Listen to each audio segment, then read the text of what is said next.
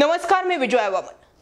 शरद पवारांना मास्टरमाइंड म्हणण्यापेक्षा जर प्रकाश आंबेडकरांना मास्टरमाइंड म्हटलं तर नाही, म्हणजे आतापर्यंत प्रकाश आंबेडकरांनी जे जे विधानं केलेली आहेत ती विधानं खरी होताना दिसतात। भलेही एखाद्या नेतृत्वाचे आमदार किंवा खासदार राज्यामध्ये नसलं म्हणून त्याचं नेतृत्व नाकारता येत नाही। आज शरद पवार यांना मास्टरमाइंड किंवा चाणक्य हे पदवी दिली जाते, पण कधीही राष्ट्रवादी काँग्रेसची सुद्धा महाराष्ट्रात एखादी सत्ता आलेली नाही किंवा 3.5 जिल्ह्यांपेक्षा जास्त त्यांना ओळखतं तरी कोण असं वारंवार त्यांच्यावरती ठपका तर लावलाच जातो। मग प्रकाश आंबेडकर यांनाच मी मास्टरमाइंड का म्हणू पाहते?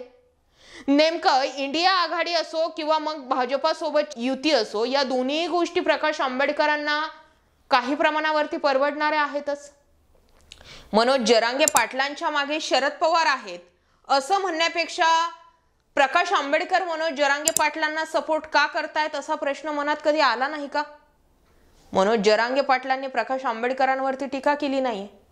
मनोज जरांगे पाटलांनी प्रकाश आंबेडकरांच्या म्हणण्यावरती तो शब्द मागे घेतला, दिलगिरी व्यक्त केली, माफी मागितली आणि प्रकाश आंबेडकरांचा वारंवार जरांगेंबाबतीत असणारा सॉफ्ट कॉर्नर हे जाऊ द्या। या पलीकडे जाऊन प्रकाश आंबेडकर सांगू पाहतायत त्या फॉर्म्युलानुसार भाजपला हरवणं शक्य आहे का? आणि प्रकाश आंबेडकरांची रिप्लेसमेंट जर शरद पवारांच्या जागी होणार असेल तर ती रिप्लेसमेंट तरी सगळ्यांच्या पचनी पडणारी आहे का? इंडिया आघाडी, प्रकाश आंबेडकर, मनोज जरांगे पाटील आणि भाजपा यांचा ताळमेळ कुठे जुळतोय का? तेच आज आपण समजून घेण्याचा प्रयत्न करणार आहोत। नेमकं घडलंय का? महाराष्ट्राच्या राजकारणामध्ये एक एक करून एक एक पैलू बाहेर येऊ पाहतात। मनोज जरांगे पाटलांच्या मागे शरद पवारच आहेत असे काही दाखले दिले जात आहेत, पण या पलीकडे जाऊन कोट्यावधी लोकांच्या समोर जरांगे पाटलांच्या जाहीर सभेत ज्या शरद पवारांचा पाणउतारा झाला ते पवार जरांगेंच्या मागे असतील कसे? राजकारणात असे अनेक नेते ज्यांच्याकडे भले आमदार खासदार नसतील परंतु तरीही त्यांच्या नावाचा शिक्का राजकारणात खणखणतोच। त्यांच्या बोलण्याकडे अवघ्या राज्याचं लक्ष असतं। अशा लोकांचा तुम्ही राग करा, प्रसंगी द्वेष करा, परंतु त्यांना अंडर एस्टिमेट करून चालत नाही। राज्याच्या राजकारणातील असंच एक नाव म्हणजे आहे ॲडव्होकेट प्रकाश आंबेडकर। वंचित बहुजन आघाडी स्थापन केल्यापासून प्रकाश आंबेडकर यांच्या राजकारणानं कूस बदलल्याचं अनेकदा बोललं जातं, परंतु थेट मोदी शहांना भिडण्याची भाषा करणाऱ्या प्रकाश आंबेडकरांकडे असा नेमका कोणता सत्तेचा फॉर्म्युला आहे की ज्यामुळे त्यांना असं वाटतंय की भाजपला सत्तेपासून दूर ठेवता येणं शक्य आहे? याचीच आपण पुढील काही मिनिटांमध्ये माहिती घेणार आहोत। वंचित बहुजन आघाडीचे नेते म्हणून प्रकाश आंबेडकर यांचा नेहमीच भाजपाच्या संघ व भाजपच्या विचारसरणीला कायमच विरोध राहिला। संघ व भाजपच्या गुंडांकडून निवडणुकीच्या काळात दंगली घडवल्या जातील अशी शक्यता सर्वात अगोदर वर्तवणारे सुद्धा प्रकाश आंबेडकरच होते। त्यांनी या आधी सुद्धा ही शक्यता वर्तवलेली आहे। त्यांच्या बोलण्याकडे दुर्लक्ष करता येत नाही। त्यांचा अंदाज अनेकदा अचूक ठरतो।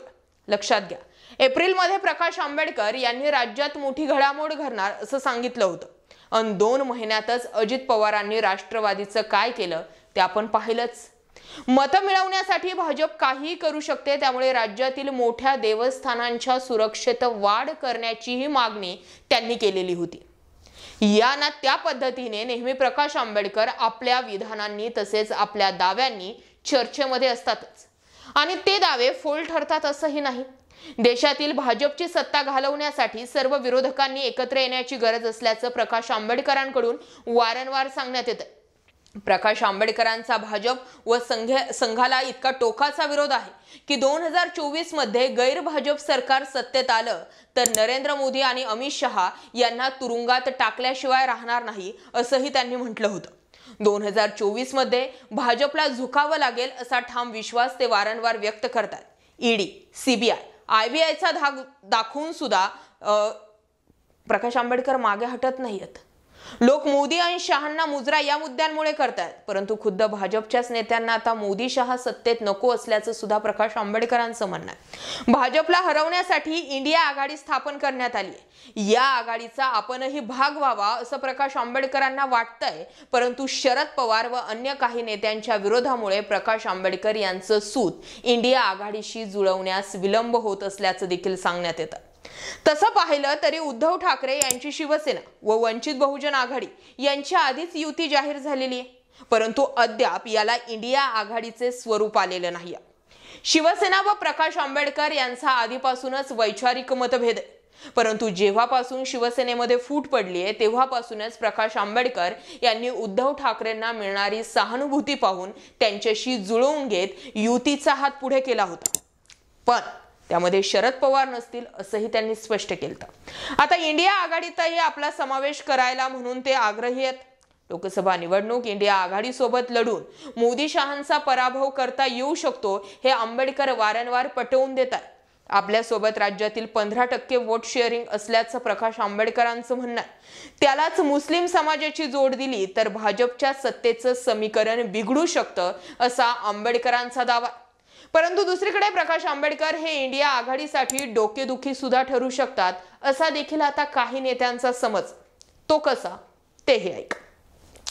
कसं आहे, आधी शरद पवार व प्रकाश आंबेडकर यांचे संबंध अवघ्या राज्याला माहिती आहेत.